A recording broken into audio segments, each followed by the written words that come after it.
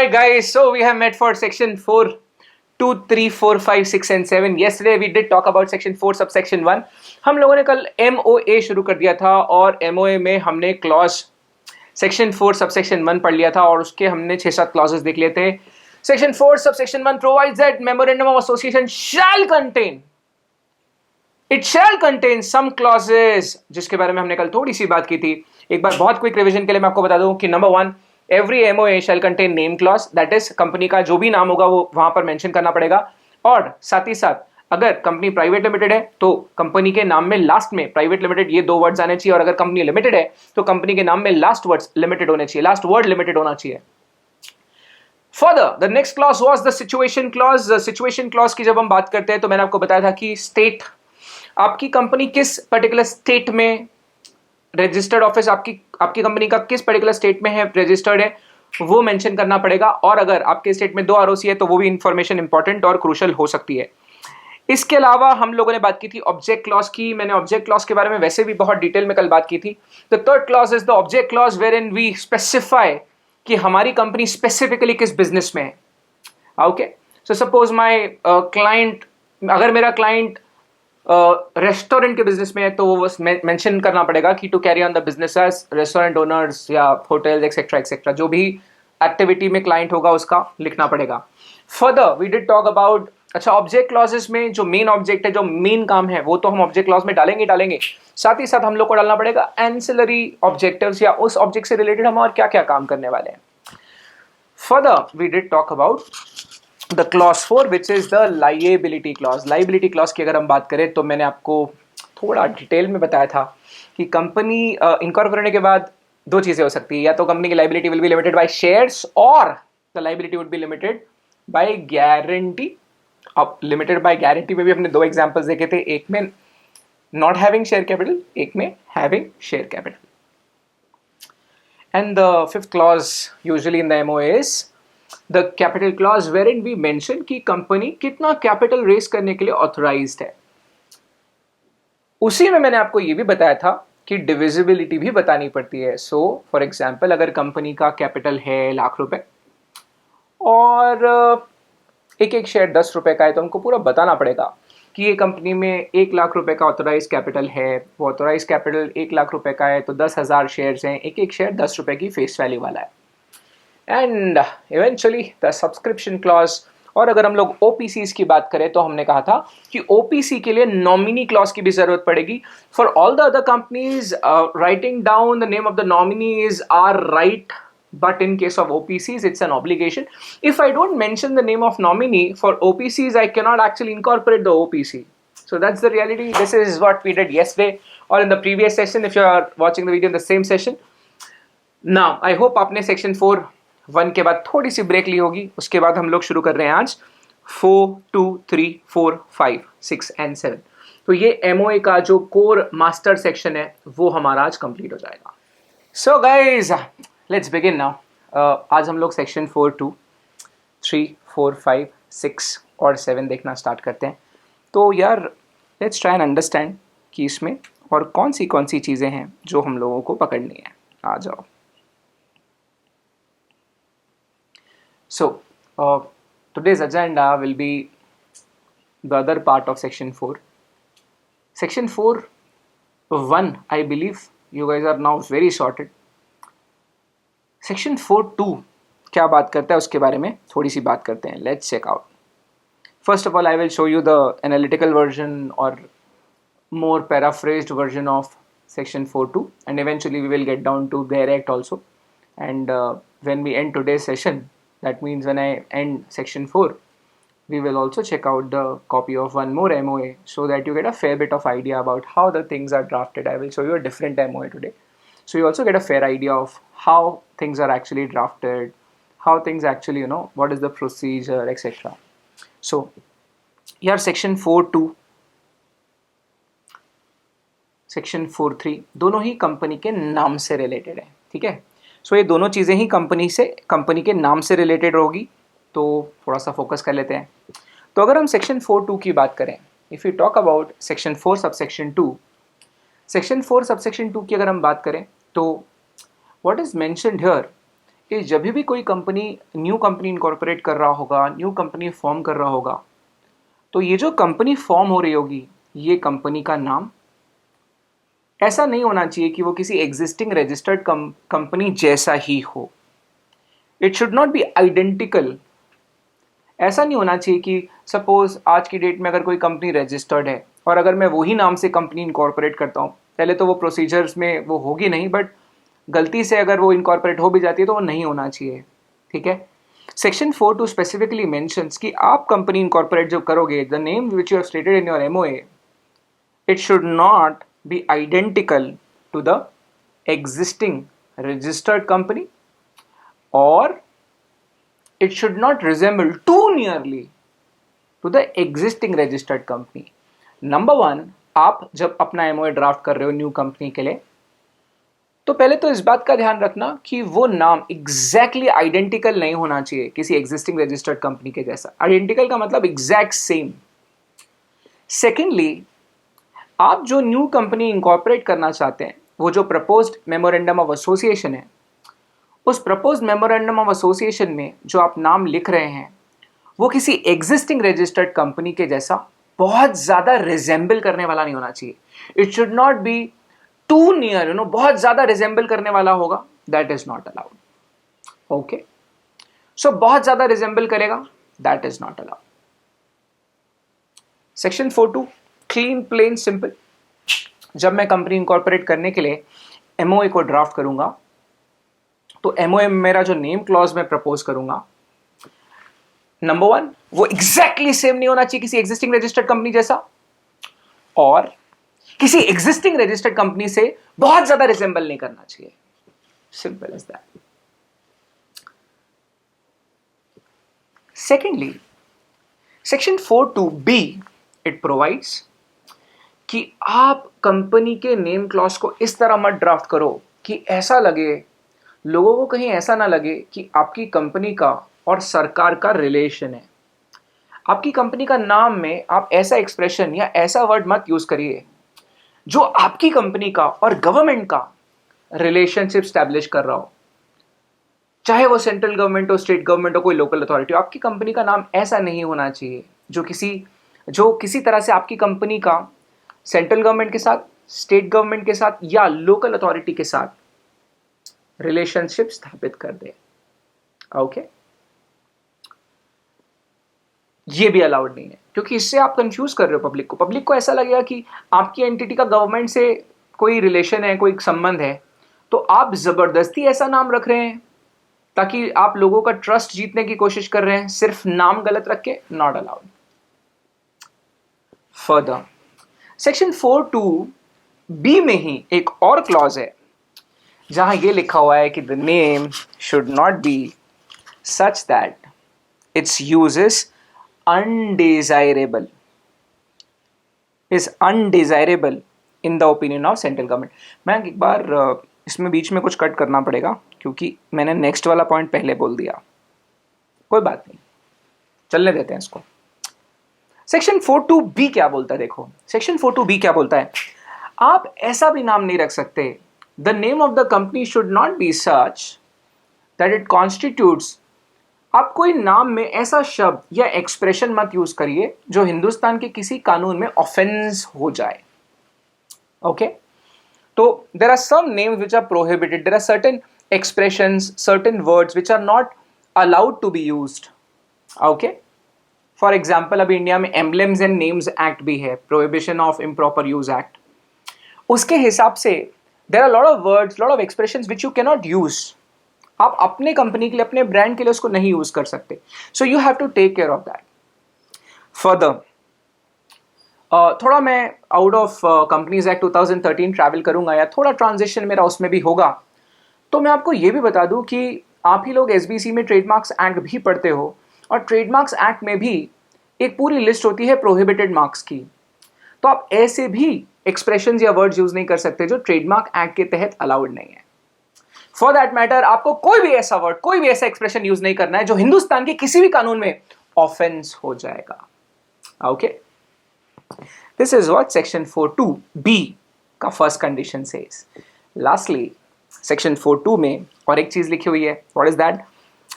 आप नाम में ऐसा वर्ड या ऐसा एक्सप्रेशन मत यूज करिए जो केंद्र सरकार, सेंट्रल गवर्नमेंट के ओपिनियन में अनडिजायरेबल है। ठीक है, अगर कोई चीज अनडिजायरेबल है तो वो भी अलाउड नहीं होगी। ओके, सो लास्टली एक बार जल्दी से क्विक रिवीजन करते हैं सेक्शन 4(2) का। सेक्शन 4(2) में जल्दी से जो जो चीजें दी हुई है भग से देख लेते हैं। नंबर 1, सबसे पहले तो name stated in the MOA shall not be identical. Just a minute, I just now जल्दी से एक बार देख लेते हैं सेक्शन 4(2) को। सेक्शन 4(2) का एकदम क्विक रिवीजन कर लेते हैं। सेक्शन 4(2) में दो चीजें आ रही है, एक clause A, clause B. Clause A में क्या लिखा हुआ है? नाम ऐसा नहीं होना चाहिए जो किसी एग्जिस्टिंग कंपनी के जैसा एग्जैक्टली सेम हो या एग्जिस्टिंग कंपनी के नाम के जैसा बहुत ज्यादा रिजेंबल कर जाए। फर्दर बी में क्या लिखा हुआ है? नाम ऐसा नहीं होना चाहिए कि उसका यूज हिंदुस्तान के किसी भी कानून में ऑफेंस हो जाए, या ऐसा वर्ड या ऐसा एक्सप्रेशन नाम में नहीं यूज करना है जो केंद्र सरकार के ओपिनियन में अनडिजायरेबल है। Very crisp, very simple. Section 4(2) बहुत सिंपल है। I hope that's very very very clear. Let's now jump to section 4 subsection 3। Section 4 subsection 3 की बात करते हैं। सेक्शन 4 सबसेक्शन 3 क्या बोलता है? सेक्शन 4 सबसेक्शन 3 बोलता है आप कंपनी का नाम ऐसा मत करिए, company shall not be registered with the name. ऐसी कंपनी को रजिस्टर्ड नहीं किया जाएगा जिसका नाम किसी भी तरह से केंद्र सरकार के साथ किसी भी तरह के पैट्रोनेज या किसी भी तरह के रिलेशनशिप को जस्टिफाई कर रहा हो। आपकी कंपनी में अगर आपने ऐसा नाम रख दिया जो किसी तरह से ऐसा दिखा रहा है कि आपके नाम, आपकी कंपनी का और सरकार का कोई रिलेशन है, किसी प्रकार का पैट्रोनेज गवर्नमेंट के लिए नाम में नहीं रिफ्लेक्ट होना चाहिए। अगर होगा भी तो ऐसी कंपनी को रजिस्टर नहीं किया जाएगा। Section 4 subsection 3, I repeat, the name of the company should not B such that it is establishing a relationship. ऐसा लोगों को ऐसा नहीं लगना चाहिए, एक एवरेज प्रूडेंस के इंसान को ऐसा नहीं लगना चाहिए कि कहीं ये कंपनी का गवर्नमेंट के साथ रिलेशन है। ओके, फर्दर कुछ वर्ड्स हैं class, there are certain words, there are certain expressions which have been prescribed. कुछ ऐसे वर्ड्स, कुछ ऐसे एक्सप्रेशंस प्रिस्क्राइब किए गए हैं, कुछ ऐसे शब्द, कुछ ऐसे एक्सप्रेशंस प्रिस्क्राइब किए गए हैं जो शब्दों का और जो एक्सप्रेशंस का इस्तेमाल सिर्फ और सिर्फ केंद्र सरकार, सेंट्रल गवर्नमेंट की परमिशन लेकर ही किया जाता है। आप कोई नाम, कोई पर्टिकुलर वर्ड्स तब तक यूज नहीं कर सकते जब तक केंद्र उसकी इजाजत ना दे, सरकार उसकी इजाजत ना दे। सेक्शन 4(2) नाम से ही रिलेटेड है, सेक्शन 4(3) वो भी नाम से ही रिलेटेड है। सेक्शन 4(2) में, सेक्शन 4(3) में, दोनों में ही एक बात कॉमन थी कि दोनों कंपनी के नाम से रिलेटेड थी। सेक्शन 4(2) में क्या आया कि ऐसा नाम मत रखो जो किसी एग्जिस्टिंग कंपनी के जैसा हो या एग्जैक्टली सिमिलर हो। ऐसा नाम मत रखो, जो ऐसा वर्ड नाम में यूज मत करो जो हिंदुस्तान के किसी भी कानून में ऑफेंसिव हो जाए या ऑफेंस हो जाए। सेक्शन 4(3) में क्या है? ऐसा नाम मत रखो जो आप पब्लिक को ऐसा रिफ्लेक्ट होगा या पब्लिक को ऐसा ओपिनियन बन जाएगा कि आपकी कंपनी का सरकार के साथ रिलेशनशिप है। और लास्ट बात सेक्शन 4(3) में लिखी हुई है ऐसा वर्ड, ऐसा एक्सप्रेशन जिसके लिए सेंट्रल गवर्नमेंट ने बोल के रखा है कि अगर ये शब्द का इस्तेमाल करना है पहले सेंट्रल गवर्नमेंट की या सीजी की अप्रूवल लगेगी। Only after the approval you can use that name. बहुत ही इजी, बहुत ही आसान है ना। आ जाओ class, let's move to section 4(4). Section 4(4) यार यहाँ पे ना मैं थोड़ा पॉज लेके आराम से बात करता हूँ क्योंकि ये रिलेवेंट है काफी। आपको मालूम है हिंदुस्तान में जब भी कोई न्यू कंपनी इनकॉर्पोरेट होगी, जब भी कोई इंडिया में न्यू कंपनी फॉर्म करना चाहे, जब भी हिंदुस्तान में किसी को न्यू कंपनी इनकॉर्पोरेट करनी हो, हिंदुस्तान में नई कंपनी इनकॉर्पोरेट करनी हो, हिंदुस्तान में आपको किसी एग्जिस्टिंग कंपनी का नाम बदलना है, नाम चेंज करना है, ये दोनों ही केसेस के लिए the only section which is there, the only section which prescribes for this is this particular subsection, section 4 subsection 4। section 4(4) ही वो section है जहां पर ये लिखा हुआ है कि अगर आप न्यू कंपनी इनकॉर्पोरेट कर रहे हैं तो आप चाहें तो आरओसी के पास एप्लीकेशन डाल के आप कंपनी के लिए नेम को रिजर्व करवा सकते हैं। सेकेंडली, अगर आपकी कंपनी ऑलरेडी इनकॉर्पोरेटेड है, if you already have a company which is incorporated and if you're willing to change the name of that company, तो ऐसा तो होगा नहीं कि आपको जो नाम चाहिए होगा आपको आपने सोच लिया कि यही नाम रखना है और वही नाम आपको मिल भी जाए। तो दोनों ही इंस्टेंसेस पे आपको एक फॉर्म भरना पड़ता है। बेसिकली टू बी फ्रैंक, दो ऑप्शंस हैं, या तो आप जो स्पाइस का जो न्यू फॉर्म आया है इनकॉर्पोरेशन में उसको डिस्कस करेंगे। तो एमसीए की वेबसाइट पे एक सर्विस है रन सर्विस, या तो आप उस सर्विस का इस्तेमाल करके नाम को रिजर्व कर सकते हैं। सेकेंडली, आप जब इनकॉर्पोरेट करते हैं कंपनी, तो इनकॉर्पोरेशन का एक ही फॉर्म आ गया है स्पाइस का, उसी फॉर्म में एक पार्ट है, आप उसी को यूज करके नेम को रिजर्व करवा सकते हैं। I am not getting into the detail of incorporation because we separately deal with exact process of incorporation in the other chapter. Okay, but yes, as a executive student, CS executive student, you must know कि section 4.4 ही वो fundamental section है जहां लिखा हुआ है कि अगर किसको हिंदुस्तान में कंपनी इनकॉर्पोरेट करनी है, तो अगर वो चाहे तो he may make an application to reserve the name for its company, या अगर किसी को एग्जिस्टिंग कंपनी का नाम बदलना है, न्यू नाम रखना है, उसको भी पहले नेम रिजर्व करने के लिए एप्लीकेशन डालनी पड़ेगी। Okay, in both the cases you may apply. जब हम लोग इनकॉर्पोरेशन करेंगे तो हम लोग इनकॉर्पोरेशन में देखेंगे एग्जैक्टली ये कैसे होता है, एंड थोड़ा थोड़ा सा मैं ट्रेडमार्क के बारे में भी बात करूंगा। Anyway, section 4 subsection 5, section 4 subsection 5 में अगर आपने फॉल्स इंफॉर्मेशन फाइल करके नेम रिजर्व करवा दिया है और नाम रिजर्व हो गया है, तो दो चीज़ें हो सकती है, या तो उस नाम से आपकी कंपनी इनकॉर्पोरेट आपने कर दी है, या तो आपने अभी तक कंपनी इनकॉर्पोरेट नहीं हुई है। तो अगर इनकरेक्ट डिटेल्स फर्निश करके, फॉल्स इंफॉर्मेशन फर्निश करके आपकी कंपनी का नाम अप्रूवल हुआ है, नेम अप्रूव हुआ है, और आपकी कंपनी अगर अब तक इनकॉर्पोरेट नहीं की गई है, तो ऐसे केस में क्या होगा? नंबर वन, आपको आपकी कंपनी को अप टू 1 लाख रुपीज़ तक का, या जो भी प्रपोज्ड पर्सन होगा उसको 1 लाख रुपए तक का फाइन लग सकता है। और नेचुरली क्योंकि आपने इनकरेक्ट पर्टिकुलर्स फाइल करके नेम अप्रूवल लिया है, the second thing which can happen is the reserve name will be cancelled.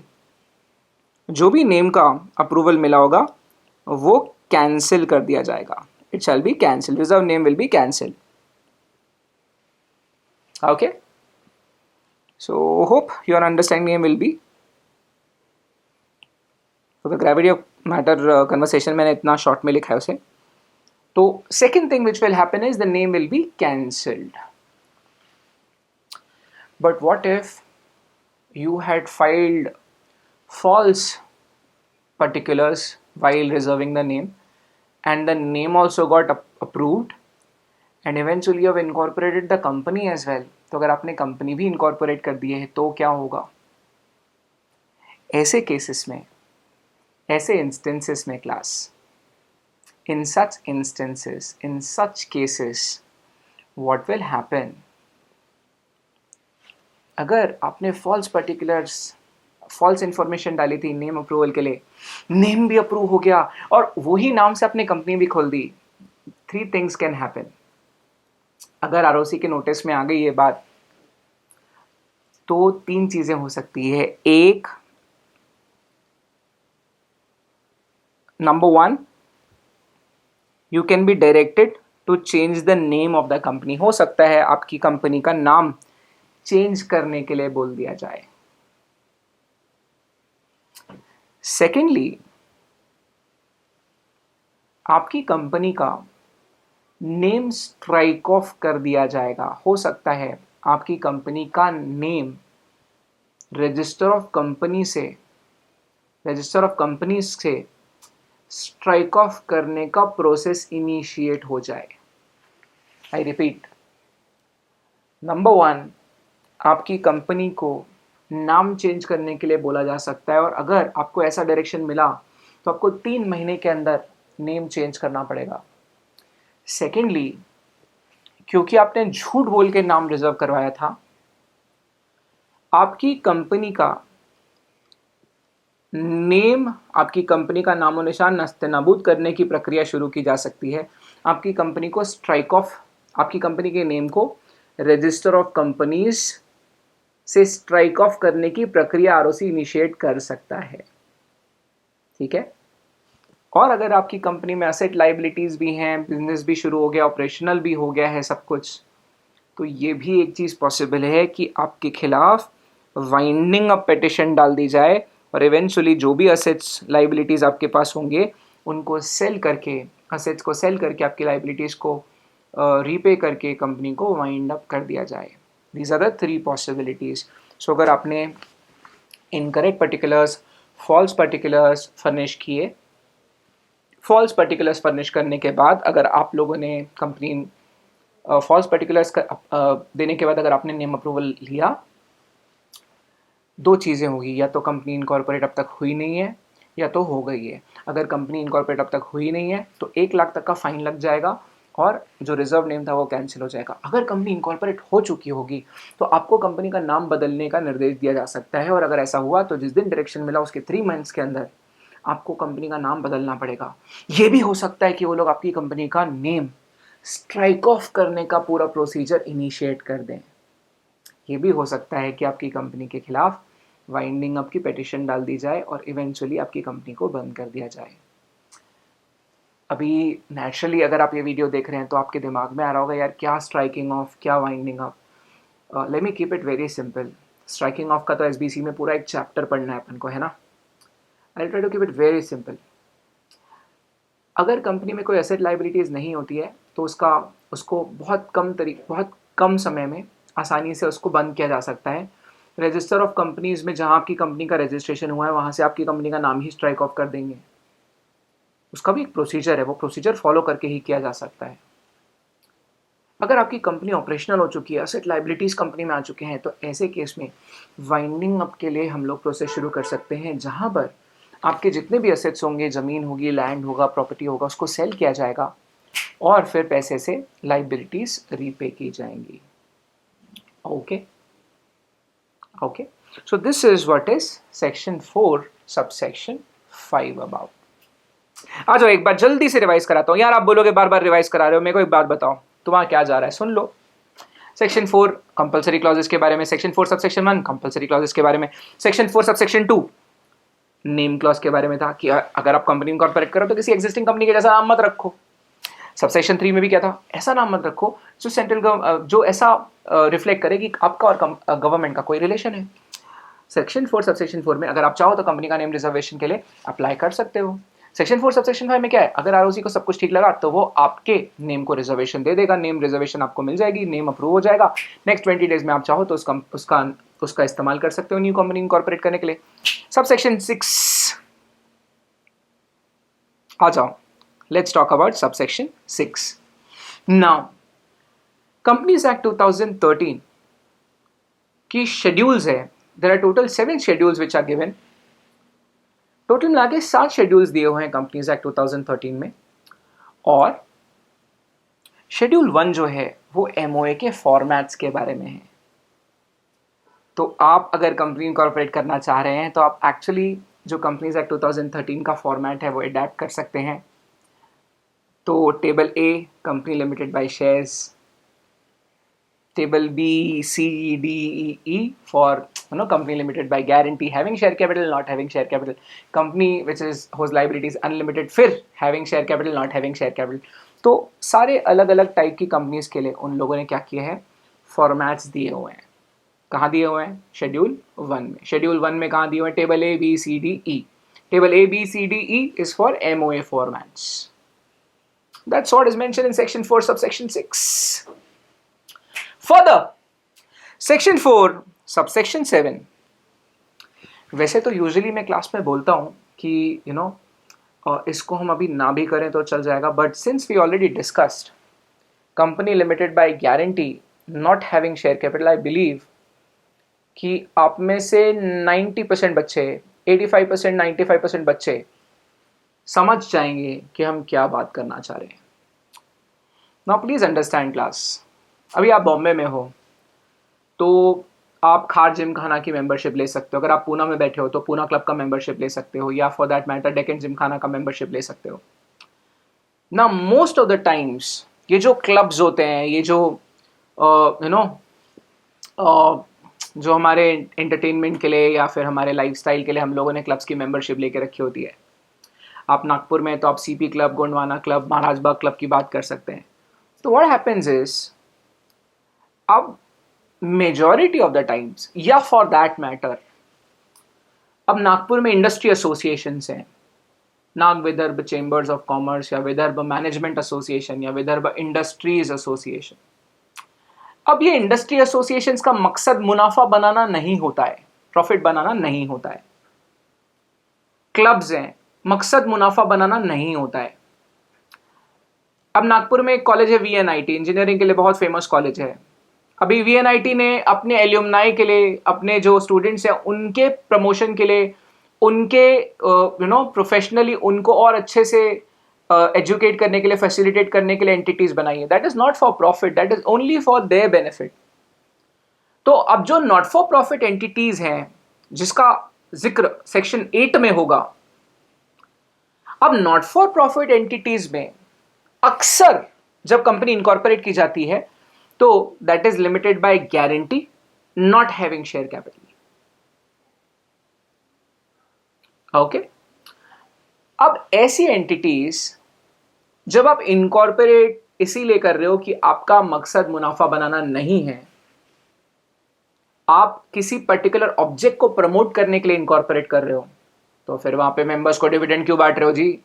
यही यहां लिखा हुआ है कि अगर कोई कंपनी है जो लिमिटेड बाय गारंटी है, जिसमें शेयर कैपिटल नहीं है, वो अगर अपने कंपनी के एमओए में ऐसा कोई क्लॉज डालेगी भी ना कि हम अपने मेंबर्स को डिविडेंड डिस्ट्रीब्यूट करेंगे, तो वो पर से वॉइड ही रहेगा। हम उसकी मान्यता को माने, उसकी कोई मान्यता नहीं रहेगी। तो अगर आप एमओए में गलती से ऐसा जिक्र कर लिए ना कि आपकी कंपनी लिमिटेड बाय गारंटी है, उसमें शेयर कैपिटल भी नहीं है, that only means it's a section 8 company, it's a not for profit making company. तो उसमें अगर आप एमओए में ऐसा कोई क्लॉज डाले ना कि हमारे मेंबर्स को हम डिविडेंड भी देंगे, फंडामेंटली ऐसा आप क्लॉज डाल नहीं सकते। डल भी गया, आप दोगे भी तो अलाउड नहीं है, वॉइड हो जाएगा ऐसा कोई भी clause. That is what is there in section 4, 1 2 3 4 5 6 7। Okay, so to a great extent कहीं ना कहीं ये सारी चीजें यहां मेंशन की हुई है। आ जाओ, व्हाट आई विल डू इस क्लास, आज हम लोग एमओए का भी एक पीडीएफ वर्जन में आपको दिखाता हूं। उस दिन मैंने आपको जो ईएमओए दिखाया था, जो कंपनी इनकॉर्पोरेशन के वक्त हम फॉर्म्स फाइल करते हैं तो उसमें एमओए कैसा दिखता है वो दिखाया था। आ जाओ, आज एक नई कंपनी का दिखाता हूँ। ये भी एक हमारे क्लाइंट हैं, अतुल बादुले जी। एक्चुअली मेरा एक स्टूडेंट होता था, Chetan Badule, who is a very very very bright professional now. He already has qualified and he is doing great things now. तो उन्हीं के ब्रदर हैं जिनका एक मूवीज़ बनाते हैं वो लोग। इनफैक्ट उनका कोई गाना जी टेलीफिल्म्स ने या जी म्यूजिक वालों ने खरीदा अभी रिसेंटली। तो फंडामेंटली ये कंपनी इनकॉर्पोरेट करनी थी उनको, which is into the business of movie making. Business है मूवी मेकिंग का। तो this is how the MOA looks like. Okay, this is how we will draft it. तो सबसे ऊपर देखो क्या लिखा हुआ है, Companies Act 2013। Can you see that? Limited by shares. So this is the company which is limited by shares. Profit making company है, profit बनाने वाली कंपनी है, प्रॉफिट बनाने के इंटेंशन से खोली जा रही कंपनी। कंपनी का नाम है Globum pictures private limited. It's a very interesting story how we arrived at this name, because I think me and Atul, we have used to meet a lot because he's a script writer, so we used to have long conversations about how things are going to go. Copyrights के मामले होते थे, NDAs होते थे, then copyright societies के मामले होते थे, तो बहुत मीटिंग्स होती थी। एंड बेसिकली जो जुगनू होता है ना, जो रात को चमकता है, उसका नाम होता है ग्लोबम। तो उससे ग्लोबम पिक्चर्स प्राइवेट लिमिटेड नाम रखा गया। Check out the first clause. The name of the company is Globum Pictures Private Limited. Further, the registered office is situated in the state of Maharashtra within the jurisdiction of ROC Mumbai. है ना? तो महाराष्ट्र में 2 ROC offices हैं। तो मैंने आपको बोला था ना कि a good professional will always make sure कि बहुत चीज़ें एकदम क्लियरली लिखी हुई हैं। Clause 3, the object clause. तो मेन ऑब्जेक्टिव क्या है? जैसा मैंने आपको बताया, movie banana. Fundamentally they have few scripts, they have few directors on board, one a very big director on board, that is their intention. So अगर आप read करेंगे, to carry on the business of producing, treat, process, prepare, alter, develop, expose, edit, exhibit, make, remake, display, print, reprint, convert, duplicate, finish, buy, sell, run, import, export cinefilms, cinematic films, TV serials, advertising films, telefilms, documentary films, and to act as an agent, broker, distributor, proprietor, owners of the copyrights, audio rights, theatre, cinema halls, dubbing rights, cinema studio, and film processing lab owners, and to do all such things, incidental acts for the attainment of the aforesaid objects. So fundamentally movie making business है, तो main object में बहुत clearly हम लोगों ने mention किया हुआ है।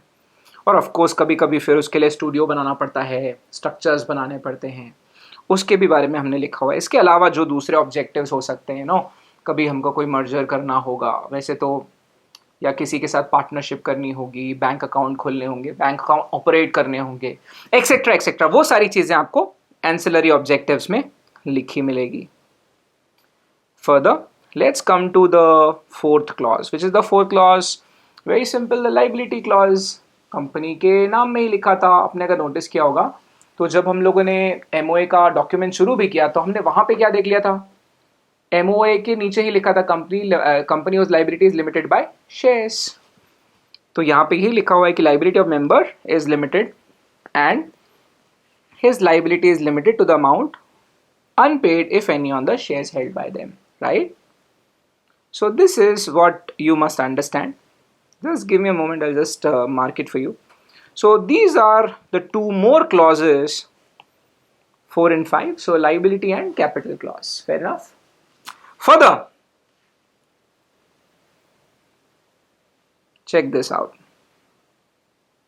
I should not be sharing the personal details, but this is something which is called as subscription clause. I will not share all the details, or rather, though they will not mind, as they are very, very, very good friends now. But I must tell you, this is what is written on the subscription clause. We, the several persons whose names and addresses are subscribed, are desirous of being formed into a company, and pursuance of this memorandum of association, we respectively agree to take number of shares in this capital of the company set against our respective names. तो 3 columns हैं, if you can see. First column is the name, address, description, occupation of subscribers. Second is the number of equity shares. Thirdly, their signatures. And here we have witness. Okay. So this is something which I wanted to share with you all. This is how the MOA looks like. Now, since आप लोग अब अकेले बैठे हो class में, तो कैसे होता है कि भाई अगले दिन सेक्शन 5 शुरू होने वाला है। पहली बात तो, सीधी बात तो ये है कि सेक्शन 4 होने के बाद पहले सेक्शन 4 पढ़ा जाएगा। सेक्शन 4 को पहले पढ़ लो, फिर सेक्शन 5 के वीडियो देखो। अगर आप क्लास में होते तो कल सेक्शन 5 शुरू हो रहा होता। प्लीज अंडरस्टैंड, यूजुअली अगर बच्चा सेक्शन 4 पढ़ने के बाद क्लास आता है तो सेक्शन 5 शुरू होने के पहले I will ask questions related to that, है ना। तो यार जब हम वीडियोस से पढ़ रहे होते हैं ना, जब हम लोग वीडियो क्लास से पढ़ रहे होते हैं ना, हमारी पर्सनल मोटिवेशन, हमारी सेल्फ मोटिवेशन, हमारी इंटरनल मोटिवेशन बहुत स्ट्रांग होनी चाहिए।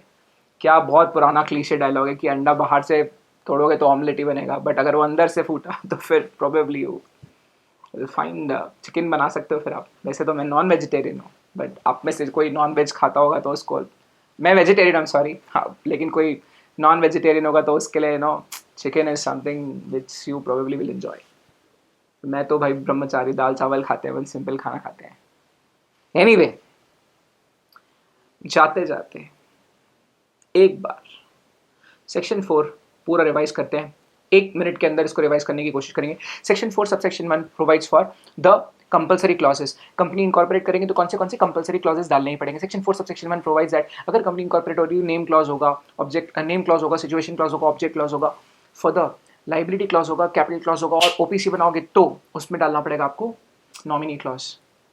सेक्शन 4(2) जब भी आप कंपनी इनकॉर्पोरेट करोगे तो ये चेक करना कि आपकी ऐसी कंपनी जिसका नाम किसी एग्जिस्टिंग रजिस्टर्ड कंपनी के जैसा होगा उसे रजिस्टर नहीं किया जाएगा, या किसी एग्जिस्टिंग कंपनी जो ऑलरेडी रजिस्टर्ड है उसके बहुत ही ज्यादा रिजेंबल कर रहा होगा उसको भी रजिस्टर नहीं किया जाएगा। फर्दर सेक्शन 4(3) सेक्शन 4(3) प्रोवाइड्स कि आपकी कंपनी का नाम ऐसा नहीं होना चाहिए जो इस प्रकार से रिफ्लेक्ट करे कि आपका किसी सरकार के साथ, स्टेट गवर्नमेंट, सेंट्रल गवर्नमेंट या किसी लोकल अथॉरिटी के साथ कोई संबंध है। सेक्शन 4 सबसेक्शन 4 अगर आपको न्यू कंपनी खोलनी है तो आप चाहो तो एप्लीकेशन डाल सकते हो नाम रिजर्व करवाने के लिए, और अगर आप एग्जिस्टिंग कंपनी का भी नाम चेंज करना चाहते हो तो भी आप जो भी नाम आप रखना चाहते हो उसको रिजर्व करवाने के लिए आप एप्लीकेशन डाल सकते हो। सेक्शन 4 सबसेक्शन 5 अगर आपने एप्लीकेशन डाली, आरओसी को सब कुछ सही लगा, हो सकता है आपका नाम रिजर्व हो जाए, और अगर नेम रिजर्वेशन मिलेगा तो 20 दिन के लिए मिलेगा। इसका मतलब ये कि जो भी नाम रिजर्व किया गया होगा उसको अगले 20 दिन के अंदर आपको यूज करना पड़ेगा। सेक्शन 4 सबसेक्शन 6 सेक्शन 4 सबसेक्शन 5 में एक और चीज बता देता हूं कि अगर आपने इनकरेक्ट पर्टिकुलर फाइल के फॉल्स इंफॉर्मेशन फर्निश करके नेम अप्रूवल करवाया, ऐसे केस में दो चीजें हो सकती है। या तो वो गलत इंफॉर्मेशन फाइल करके आपको नेम अप्रूवल मिल गया होगा, जो नेम अप्रूवल मिला होगा उससे आप कंपनी या तो इनकॉर्पोरेट हो गई होगी या तो नहीं हुई होगी। अगर कंपनी इनकॉर्पोरेट नहीं हुई होगी तो आपको अप टू 1 लाख रुपए तक फाइन लग सकता है और आपका रिजर्व किया हुआ नेम कैंसिल कर दिया जाएगा। अगर कंपनी इनकॉर्पोरेट हो चुकी होगी तो 3 टाइप के एक्शन लिए जा सकते हैं। नंबर 1, आपकी कंपनी को आपको नाम चेंज करने का डायरेक्शन मिलेगा, आपको 3 महीने के अंदर नाम चेंज करना पड़ेगा, या आपके खिलाफ आपकी कंपनी का नाम स्ट्राइक ऑफ करने के लिए प्रोसेस शुरू किया जा सकता है, या तो आपके खिलाफ वाइंडिंग अप पिटीशन फाइल की जा सकती है कंपनी वाइंड अप करने के लिए। Section 4 subsection 6 basically section 4 subsection 6 में और कुछ नहीं लिखा है, सिर्फ ये लिखा है कि एमओए के फॉर्मेट्स कहां पर है। कंपनीज एक्ट 2013 का एक शेड्यूल है, शेड्यूल 1 में table A B C D E ये कंपनी के एमओए के फॉर्मेट्स दिए हुए हैं। सेक्शन 4 सबसेक्शन 7 ऐसी कंपनीज जो नॉट फॉर प्रॉफिट कंपनीज है, companies limited by guarantee not having share capital, अपने एग्जिस्टिंग मेंबर्स को आप डिविडेंड नहीं दे सकते, मुनाफा बांटना अलाउड नहीं है। इस प्रकार का किसी भी टाइप का प्रावधान आपने अगर अपने एमओए आर्टिकल्स में डाला भी तो वो वॉइड हो जाएगा, उसकी कोई मान्यता नहीं होगी। So I hope you have understood section 4। Please take a moment, look at the notes, read the notes. Section 4 2-3 पन्ने का है, एक बार उसको पूरा रीड करो। Do not jump to section 5, ठीक है? Please understand, I have taken lot of batches.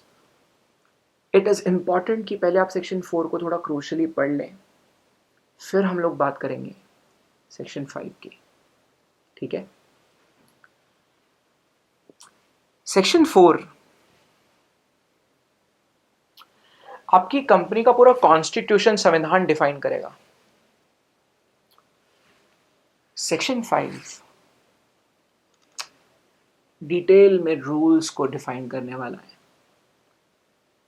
आपकी कंपनी किस तरह चलेगी, क्या बायलॉज हैं, क्या रूल्स एंड रेगुलेशंस होंगे, इंटरनल गवर्नेंस कैसे चलेगा, कंपनी इंटरनली कैसे काम करने वाली, प्रोसीजर्स क्या फॉलो होंगे, वो आर्टिकल्स में होगा।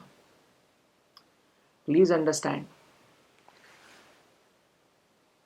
If there is any skill required, अगर कोई हमारे पास इनकॉर्पोरेशन के लिए आता है ना, तो फंडामेंटली इसलिए आता है कि हमारी आर्ट है आर्टिकल्स ड्राफ्ट करने की। सारा खेल, सारा आर्ट कंपनी के आर्टिकल्स ऑफ एसोसिएशन में। Please do not jump to section directly to section 5। पहले एक बार सेक्शन 4 को पढ़िए आप, और then we will of course video तो आपके पास अवेलेबल है, बट आप पहले सेक्शन 4 पढ़ लो, फिर सेक्शन 5 में जाओ, because section 5 provides for articles of association of companies, AOA of company, ठीक है? Probably another 2 hours session where बहुत सारी बातें तो बहुत जल्दी जल्दी हो जाएगी। कंपनीज एक्ट 2013 में there's something which is very very very interesting which has been introduced, which is something which is called as entrenchment clause. The examples, the hypotheticals, the discussion related to that will take little time. Take a break, section 4 पढ़ो, समझो, फिर jump करो section 5 में। Alright guys, then thank you. You have been a lovely audience as usual. Thank you. Next video is going to be naturally on section 5. Thank you guys, bye bye.